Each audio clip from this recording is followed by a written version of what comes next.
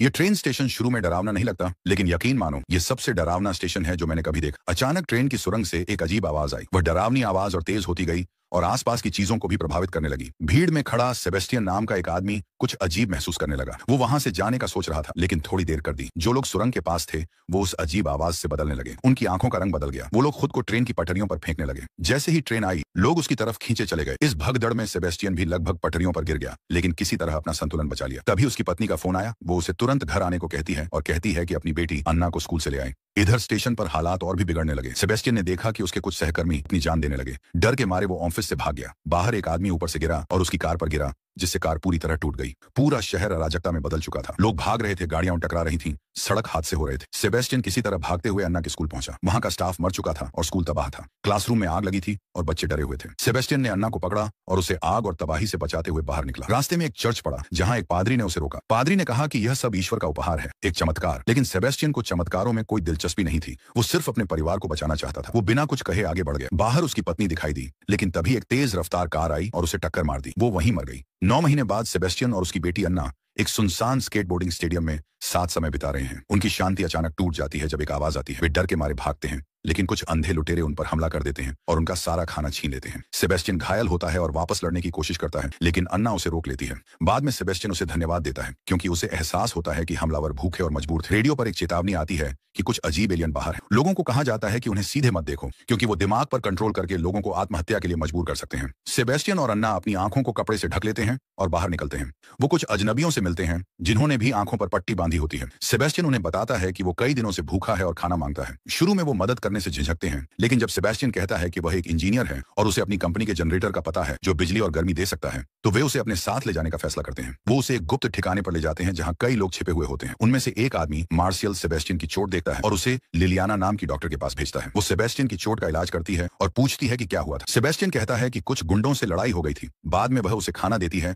और सभी लोग आग के पास इकट्ठा होते हैं। एक अंधा आदमी अपनी कहानी सुनाता है। वो कहता है कि एलियंस ने उसे पकड़ने की कोशिश की, लेकिन उसने खुद को चाकू से अंधा कर लिया और किसी तरह बच गया। वो बताता है कि एलियन जिन लोगों को पकड़ते हैं उनके माथे पर आंख जैसा एक निशान बना देते हैं। रात को जब सब लोग एक बस में सो रहे होते हैं, तब सेबेस्टियन अचानक बस स्टार्ट कर देता है। लिलियाना पूछती है कि वो ऐसा क्यों कर रहा है, तो सेबेस्टियन ठंडे अंदाज में कहता है कि सब ठीक हो जाएगा और तेजी से बस चलाने लगता है। बाकी लोग जागते हैं और उसे रोकने की कोशिश करते हैं, लेकिन सेबेस्टियन स्टीयरिंग कसकर पकड़ लेता है और पूरी ताकत से बस चलाता है। वो ठिकाने और सब कुछ तोड़ता चला जाता है। आखिरकार बस पलट जाती है और सब घायल हो जाते हैं। उसी समय एलियंस वहां पहुंच जाते हैं। मार्शियल, जो बुरी तरह घायल होता है, बस से बाहर आता है और गलती से एलियंस को देख लेता है। वो आदमी तुरंत पास में पड़े एक तेज टुकड़े से खुद को मार लेता है। लिलियाना भी कांपती हुई बाहर आती है, लेकिन अपनी आंखें बंद रखती है। सेबेस्टियन शांत स्वर में कहता है, घबराओ मत। फिर जबरदस्ती उसकी आंखें अपनी उंगलियों से खोल देता है। लिलियाना एलियंस को एक झलक देखती है और मर जाती है। एक और आदमी एलियंस को देख लेता है और अपना जलता हुआ सिगरेट बस से टपकते पेट्रोल पर फेंक देता है। तेज धमाका होता है और सब कुछ आग की लपटों में घिर जाता है। सेबेस्टियन देखता है कि कैसे मृत लोगों के शरीरों से सुनहरी रोशनी की तरह उनकी आत्माएं ऊपर जा रही हैं। तभी पता चलता है कि अन्ना असल में सिर्फ सेबेस्टियन के दिमाग की कल्पना है।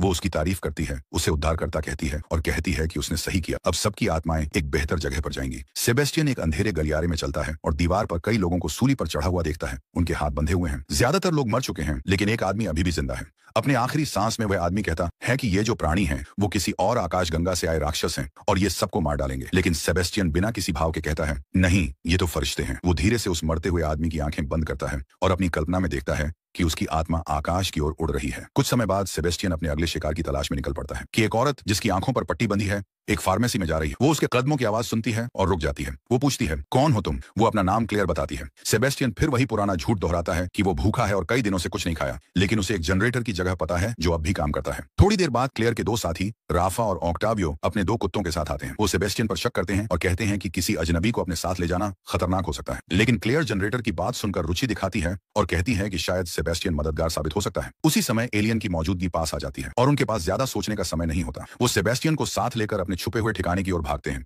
जो एक सुरक्षित न्यूक्लियर बंकर है। अंदर पहुंचकर सेबेस्टियन बाकी लोगों से मिलता है। उनमें एक छोटी जर्मन लड़की सोफिया और एक बूढ़ा दंपति इसाबेल और रोबर्टो शामिल हैं। क्लेयर सोफिया को एक चॉकलेट का टुकड़ा देती है जो वो बाहर से लाई। सोफिया के चेहरे पर खुशी चमक उठती है जब उसे चॉकलेट मिलती है। राफा और ऑक्टावियो सेबेस्टियन को एक तरफ ले जाकर जनरेटर के बारे में और जानकारी मांगते हैं। सेबेस्टियन के दिमाग में अन्ना उसे चेतावनी देती है कि सच्चाई मत बताना और जल्दी से उन्हें बाहर ले जाओ। सेबेस्टियन उसकी बात मानता है और स्वीकार करता है कि उसने जनरेटर वाली बात झूठी कही थी। यह सुनकर राफा और ऑक्टावियो गुस्से में आ जाते हैं और उसे बंकर से बाहर निकालने की तैयारी करते हैं। लेकिन तभी सोफिया बीच में आ जाती है और जर्मन में कुछ कहती है। कोई उसकी बात नहीं समझता, लेकिन सेबेस्टियन कहता है कि उसने कहा है उसे बाहर मत निकालो। ये सुनकर सब हैरान रह जाते हैं, क्योंकि अब तक किसी को भी सोफिया की भाषा समझ नहीं आई थी और न ही किसी को पता था कि वह कहां से आई है। अब समूह सेबेस्टियन को बाहर नहीं निकालता, बल्कि उसे यह जिम्मेदारी देता है कि वह सोफिया के बारे में और जानकारी निकाले। सोफिया फिर अपनी कहानी बताती है और सेबेस्टियन बाकी लोगों के लिए उसका अनुवाद करता है। वह बताती है कि वह अपनी मां के साथ एक रैंप पर जा रही थी, तभी अचानक चीख पुकार मच गई। लोग डर के मारे भागने लगे और एक दूसरे को धक्का देने लगे। डर फैल गया। उसने देखा कि कई लोग नदी में कूदकर अपनी जान ले रहे थे। किसी तरह वह और उसकी मां एक वैन में छुपकर बच निकले। वैन के अंदर उन्होंने रेडियो पर सुना कि पहाड़ों में एक सुरक्षित जगह है। ये सुनकर बाकी लोग उससे पूछते हैं कि वह जगह कहां है। सोफिया कहती है कि उसे सही जगह याद नहीं। फिर वह एक चौक उठाकर दीवार पर एक पहाड़ के ऊपर बने किले का चित्र बनाती है। क्लेयर कहती है कि शायद वो कोई किला हो सकता है। सोफिया आगे बताती है कि वह और उसकी मां ने आंखों पर पट्टी बांध ली और वैन से बाहर निकल, लेकिन भागते समय वह गिर गई और अपनी मां से बिछड़ गई। उसके बाद वह उसे कभी नहीं देख पाई। भावुक होकर सोफिया रोने लगती। क्लेयर उसे चुप कराती है और बाकी लोगों को बताती है कि उसने सोफिया को वहीं पाया था और उसे अपने साथ ले आई। अब समूह यह चर्चा करने लगता है कि क्या उन्हें उस किले की तरफ जाना चाहिए। सेबेस्टियन कहता है कि कोशिश करनी चाहिए, हो सकता है कि वहां और लोग हों या शायद सोफिया की मां भी मिल जाए। वो जोड़ता है कि वे इस बंकर में ज्यादा समय तक नहीं टिक पाएंगे। रोबर्टो इसका विरोध करता है और कहता है कि यह खुद को मौत के हवाले करना होगा, लेकिन जब सभी लोग वोट देते हैं तो ज्यादातर लोग किले की ओर जाने के पक्ष में होते हैं। आखिरकार रोबर्टो भी मान जाता है। उस रात सेबेस्टियन को फिर अन्ना की परछाई दिखाई देती है, जो उसे अपने शब्दों से प्रभावित करने लगती है। उसके कहने पर सेबेस्टियन चुपचाप कुत्तों की रस्सियों को थोड़ा काट देता है, ताकि अगली सुबह जब एलियन आए तो कुत्ते भाग जाएं और अफरा तफरी मच जाए। और वैसा ही होता है। सुबह एलियन आते हैं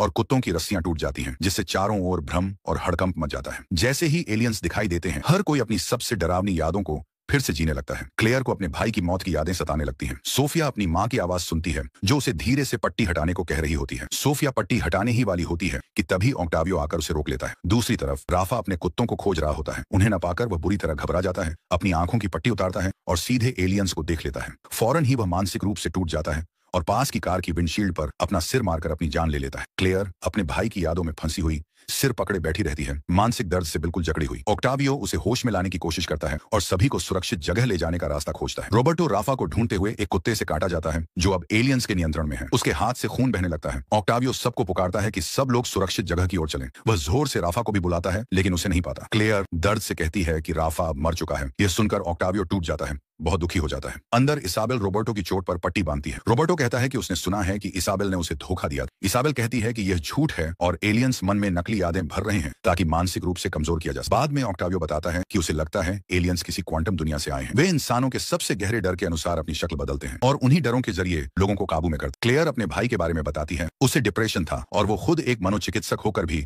उसे बचा नहीं सकी। उसे अब भी अपराध बोध है। वह सेबेस्टियन से पूछती है कि जब एलियंस ने हमला किया था तब उसने अपने मन में क्या सुना, लेकिन सेबेस्टियन बात को काट देता है और पूछता है कि सोफिया कहां है। क्लेयर उसे ढूंढने जाती है, लेकिन सेबेस्टियन उसे आराम करने को कहता है और खुद सोफिया को देखने चला जाता है। वह सोफिया को अकेले बैठा धीरे धीरे रोते हुए पाता है। वह उसके पास बैठता है और उसे एक लॉकेट देता है, वही लॉकेट जो उसने एक बार अन्ना को उसके जन्मदिन पर दिया था। अब सीन फ्लैशबैक में चला जाता है। 7 महीने पहले अन्ना के जन्मदिन पर सेबेस्टियन उसे चूमता है और कहता है कि वे जल्द ही जश्न मनाएंगे। वर्तमान में अन्ना की आवाज सेबेस्टियन के मन में गूंजती है। वह पूछती है कि उसने उसका लॉकेट सोफिया को क्यों दे दिया। तभी क्लेयर वहां आती है और कुछ अजीब सा महसूस कर सेबेस्टियन से पूछती है, अन्ना कौन है, तुम्हारी पत्नी या बेटी? क्योंकि लॉकेट पर अन्ना नाम खुदा हुआ था। वह और सवाल पूछती है। क्लेयर पूछती है कि क्या एलियंस के आने पर सेबेस्टियन ने अन्ना की ही आवाज सुनी थी। क्लेयर बताती है कि वह एक मनोचिकित्सक साइकियाट्रिस्ट है और प्यार से उसे मदद की पेशकश करती है। वह समझाती है कि सेबेस्टियन जो महसूस कर रहा है वह एलियंस की मानसिक चाल, माइंड मैनिपुलेशन है और उसे इसका सामना करना हो। क्लेयर अपनी कहानी भी बताती है, कैसे उसने भी अपने मरे हुए भाई की आवाज सुनी थी, लेकिन बाद में समझ गई कि वह असली नहीं थी। क्लेयर के पीछे खड़ी अन्ना की छाया फिर से सेबेस्टियन को भरमाने की कोशिश करती है। उसे कहती है कि क्लेयर की बातों पर विश्वास मत करो। सेबेस्टियन अंदर से टूटा हुआ है। वह लगभग क्लेयर की बातों को मानने ही वाला होता है कि तभी रोबर्टो की जोरदार चीख सबका ध्यान भटका देती है। उसका संक्रमण, इन्फेक्शन बहुत तेजी से फैल गया है। क्लेयर जल्दी कहती है कि हमें एंटीबायोटिक्स की जरूरत है। क्लेयर, सेबेस्टियन और ऑक्टावियो पट्टी बांधते हैं और दवाइयां ढूंढने निकलते हैं। क्लेयर बाथरूम में जाती है जहां दवा की अलमारियां हैं। सेबेस्टियन और ऑक्टावियो एक और कमरा चेक करते हैं। ऑक्टावियो को दवा नहीं मिलती, लेकिन थोड़ा खाना मिल जाता है। वह सेबेस्टियन को आवाज लगाकर पूछता है कि सब ठीक है या नहीं। इस बीच अन्ना की आवाज फिर से सेबेस्टियन के दिमाग में गूंजती है। ध्यान भटकने के कारण सेबेस्टियन कह देता है कि सब खिड़कियां बंद हैं और वापस आ सकते हो। लेकिन जब ऑक्टावियो कमरे में आता है, वह देखता है कि एक खिड़की खुली। वह अपनी आंखों की पट्टी हटाता है और एलियंस को देख लेता है। तुरंत ही वह उनके नियंत्रण में आ जाता है। वह पागलपन में आकर एक चाकू उठाता है और अपने पेट में बार बार खुद को घोंपता है जब तक उसकी मौत नहीं हो जाती। सेबेस्टियन ये सब देखता है, हिला हुआ, बहुत डरा हुआ। बाकियों के विपरीत उसे ऑक्टावियो की आत्मा ऊपर उठती नहीं दिखती। उसे गहरा पछतावा होता है। क्लेयर दौड़ती हुई आती है और उसे वहां से ले जाती है। अन्ना की आवाज अब भी उसे कह रही होती है कि क्लेयर की आंखों से पट्टी हटा दो, लेकिन क्लेयर उसे खींचकर बाहर ले जाती है। वे वापस इसाबेल और रॉबर्टो के पास आते हैं। इसाबेल पूछती है कि ऑक्टावियो कहाँ है। क्लेयर रोते हुए कहती है वह नहीं बच सका। वह एंटीबायोटिक्स इसाबेल को दे देती है ताकि वह रॉबर्टो का इलाज कर सके। इसाबेल फिर पूछती है कि सेबेस्टियन सबसे दूर क्यों बैठा है। क्लेयर कहती है कि वह बहुत दुखी है और सोच रहा है कि शायद खिड़की उसी ने खुली छोड़। सेबेस्टियन को गिल्ट, अपराध बोध बहुत सता रहा होता है। बाद में अन्ना एक बार फिर उसके मन में आती है और पूछती है कि उसने क्लेयर की पट्टी क्यों नहीं हटाई। सेबेस्टियन कहता है कि जब ऑक्टावियो मरा तो उसने उसकी आत्मा को ऊपर जाते नहीं देखा। अन्ना उसे कहती है कि वह अब अपना विश्वास खो चुका है। सेबेस्टियन टूटकर कहता है कि शायद मैं कोई मसीहा नहीं, शायद मैं एक भेड़िया हूँ। जब क्लेयर, सेबेस्टियन और बुजुर्ग दंपति बाहर जाते हैं, उन्हें कुछ लोग मिलते हैं जो एलियंस के काबू में होते हैं। उन्हें सीयर्स कहा जाता है। सीयर्स के नेता वही पादरी, प्रीस्ट होते हैं जिनसे सेबेस्टियन ने 9 महीने पहले चर्च में मुलाकात की थी। भागदौड़ और गड़बड़ी में रॉबर्टो और इसाबेल बाकी लोगों से बिछड़ जाते हैं। एलियंस उन्हें चारों तरफ से घेर लेते हैं। उन्हें समझ आ जाता है कि अब उनका अंत पास है। रॉबर्टो इसाबेल को देखता है, आखिरी बार उसे महसूस करता है। वे दोनों अपनी आंखों की पट्टी हटा देते हैं। रॉबर्टो और इसाबेल एक चुपचाप अंतिम विदाई साझा करते हैं और एलियंस उन्हें घेर लेते हैं। इस बीच क्लेयर को सेबेस्टियन के खास चश्मे मिलते हैं जिनसे वह आसानी से देख सकता है। सच्चाई तुरंत सामने आ जाती है। सेबेस्टियन पूरे समय झूठ बोलता रहा है। वह सिर्फ एक आम सर्वाइवर, बचे हुए इंसान नहीं है। वह एलियंस के साथ मिला हुआ है। क्लेयर समझ जाती है कि शायद ऑक्टावियो और राफा की मौतों के पीछे भी उसी का हाथ है। क्लेयर तुरंत सोफिया का हाथ पकड़ती है और उससे दूर चली जाती है, उस बच्ची की सुरक्षा के लिए। सेबेस्टियन के दिमाग में अन्ना की आवाज अब भी गूंज रही है। वह कहती है सिर्फ 2 और मर जाएं तो हम फिर मिल सकते हैं। क्लेयर सोफिया को बंकर की छत पर ले जाती है। वह कहती है जो भी हो अपनी आंखों की पट्टी मत हटाना, लेकिन सेबेस्टियन उनका पीछा करता है। क्लेयर दूरी बनाए रखना चाहती है पर उसकी आंखों पर पट्टी होने की वजह से वह फिसलकर सीढ़ियों से नीचे गिर जाती है और बेहोश हो जाती है। अब सोफिया अकेली खड़ी है सेबेस्टियन के सामने। अन्ना की आवाज उसे कहती है उसकी पट्टी हटा दो। सेबेस्टियन हाथ बढ़ाता है, पट्टी हटाने ही वाला होता है, लेकिन भावनाओं में बहकर रुक जाता है। वह ऐसा नहीं कर पाता। वह सोफिया को चोट नहीं पहुंचाना चाहता, इसके बजाय वह उसे गले लगा लेता है। उसके अंदर कुछ बदल जाता है। बहुत समय बाद उसे फिर से इंसान जैसा महसूस होता है। फिर एक फ्लैशबैक दिखता है। 7 महीने पहले अन्ना का जन्मदिन। सेबेस्टियन अपनी बेटी के साथ खुशी मना रहा होता है, लेकिन तभी पादरी, प्रीस्ट उनके घर में घुस आता है। वह अन्ना और सेबेस्टियन को छत पर ले जाता है। वह अन्ना के माथे पर स्याही से आंख का निशान बनाता है और उसे आंखें खोलने के लिए मजबूर करता है। अन्ना एलियंस के नियंत्रण में आ जाती है और खुद को छत से नीचे फेंक देती है। सेबेस्टियन टूट जाता है। वह पादरी को गुस्से से देखता है, लेकिन तभी एलियंस से आंख मिल जाती है। बस यही काफी था। अब एलियंस सेबेस्टियन के मन को भी नियंत्रित कर लेते हैं। अन्ना की आत्मा उसकी बगल में आकर कहती है हम फिर से मिलेंगे। वर्तमान में सेबेस्टियन क्लेयर और सोफिया के पास लौटता है। वह पछतावे के साथ सच्चाई बताना चाहता है। क्लेयर उस पर भरोसा नहीं करती, लेकिन सेबेस्टियन कहता है मैं धोखे में था। मैं समझा था कि मुझे चुना गया है, लेकिन अब जान गया हूं कि सब झूठ था। अब मैं सिर्फ तुम दोनों को बचाना चाहता हूं। वह बताता है कि बाकियों के विपरीत वह एलियंस को देख सकता है और फिर भी जिंदा रह सकता है। यही उसकी आखिरी ताकत है। तभी दूसरी तरफ से सीयर्स उनका पीछा शुरू करते हैं। सेबेस्टियन जल्दी से क्लेयर और सोफिया को वहां से ले जाता है। एक सीयर आकर उस पर हमला करती है और उसकी आंखों में अपनी उंगलियां गढ़ाकर उसे अंधा करने की कोशिश करती है, लेकिन सेबेस्टियन में अचानक ताकत आ जाती है। वह उस सीयर को धक्का देता है। वह गिरती है और मर जाती है। सेबेस्टियन समय नहीं गंवाता। क्लेयर और सोफिया को एक कार में बैठाता है और उन्हें लेकर पहाड़ों की तरफ निकल जाता है। रास्ते में उसे बार बार अन्ना की परछाई दिखती है जो कहती है वापस लौट जाओ, छोड़ दो सब कुछ, लेकिन वह रुकता नहीं है। अंत में वह केबल लिफ्ट टावर के पास पहुंचता है, वही रास्ता जो सीधे उस पहाड़ पर जाता है जहां एक किला काशलन है और जहां सेना ने सुरक्षित जगह बनाई। वह कार को लिफ्ट के सामने रोकता है ताकि सीयर्स पीछा न कर सके। वह क्लेयर और सोफिया को कार से निकालता है और फिर कार को आग लगा देता है। अब यही केबल लिफ्ट उनकी अंतिम उम्मीद है। जब क्लेयर और सोफिया लिफ्ट में चढ़ने लगती हैं, सेबेस्टियन कहता है अब हमें अलग होना होगा। क्लेयर उसे साथ आने के लिए कहती है, लेकिन वह कहता है मुझे पीछे रहकर सीयर्स को रोकना होगा। क्लेयर भारी मन से अलविदा कहती है और सोफिया के साथ लिफ्ट में चढ़ जाती है। सोफिया सीढ़ियों के बीच के खाली हिस्से से फिसलने लगती है। क्लेयर तुरंत प्रतिक्रिया देती है और सही समय पर उसका हाथ पकड़ लेती है। उसे समझ आ जाता है कि इस तरह वे नहीं बच पाएंगे, इसलिए वह अपनी आंखों की पट्टी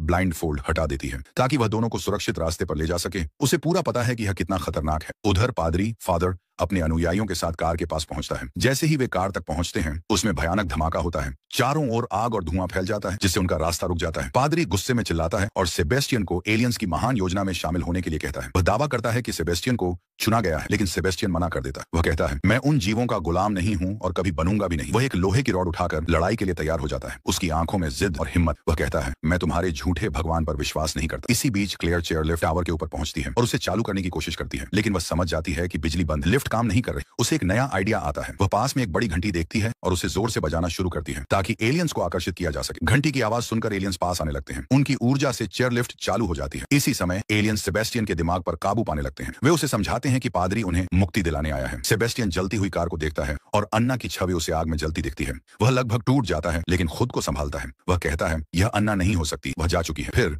वह अपनी पूरी ताकत से पादरी के पेट पर रॉड मारता है। वहीं दूसरी ओर सोफिया टावर के किनारे से गिरने लगती है। क्लेयर फिर से उसे पकड़ लेती है। अब क्लेयर चेयरलिफ्ट पर ध्यान देती है। उसे समझ आता है कि लिफ्ट के दरवाजे खुलने और बंद होने में 4 सेकंड लगते हैं। वह तय करती है कि सही समय पर वह और सोफिया लिफ्ट में कूदकर चढ़ जाएंगी। इसी बीच पादरी सेबेस्टियन पर हमला करता है। सेबेस्टियन गंभीर रूप से घायल हो जाता है। उसके शरीर से खून बहने लगता है, लेकिन वह हार नहीं मानता। पादरी कहता है, तू मर जाएगा। सेबेस्टियन जवाब देता है, शायद मैं मर जाऊं, लेकिन क्लेयर और सोफिया बचेंगी। मैं अपनी बेटी के लिए बलिदान दूंगा। अब एलियंस क्लेयर के दिमाग पर हमला करते हैं। वह अपने मरे हुए भाई की आवाज सुनती है, लेकिन खुद को संभालती है। वह मन में सेकंड गिनती है और सही समय पर वह और सोफिया लिफ्ट में कूद जाती है। दोनों सुरक्षित बच जाती हैं। क्लेयर अपने दिल में चुपचाप सेबेस्टियन को धन्यवाद देती है। उधर सेबेस्टियन अपनी आखिरी सांसें ले रहा होता है। जैसे जैसे उसकी सांसें धीमी पड़ती हैं, अन्ना उसकी कल्पना में सामने आती है। वह उसे गले लगाती है, उसे सुकून देती है और सेबेस्टियन धीरे धीरे हमेशा के लिए चला जाता है। क्लेयर और सोफिया आखिरकार महल कासल में पहुंच जाते हैं, जहां अब सेना का सुरक्षा ठिकाना बना हुआ है। सैनिक उन्हें पूछताछ, इंक्वायरी के लिए अंदर ले जाते हैं। वहां का सैन्य केंद्र बहुत बड़ा होता है और उसमें शहर के बहुत से बचे हुए लोग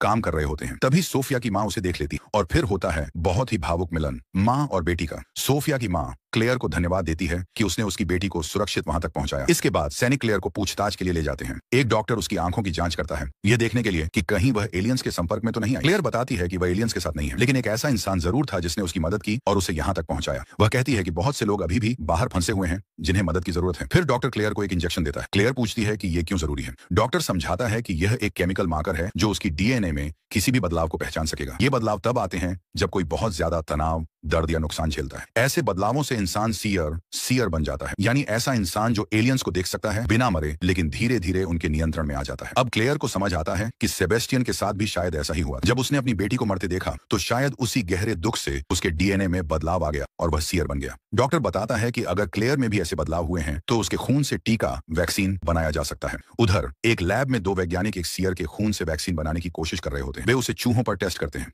अब तक वैक्सीन चूहों को एलियन की परछाई देखने के बाद 48 सेकंड तक जिंदा रख पाई थी। अब उन्होंने एक नया सीयर कंपाउंड बनाया है जिससे उन्हें उम्मीद है कि चूहे 1 मिनट तक जिंदा रह सकेंगे। वे नया कंपाउंड लगाकर टेस्ट करते हैं, लेकिन एक बार फिर परीक्षण असफल हो जाता है। चूहे जल्दी ही मर जाते हैं। उधर वह कैद किया गया सीयर बार बार चिल्लाता है। वह एलियंस को देखना चाहता है और इस तरह कहानी यहीं खत्म।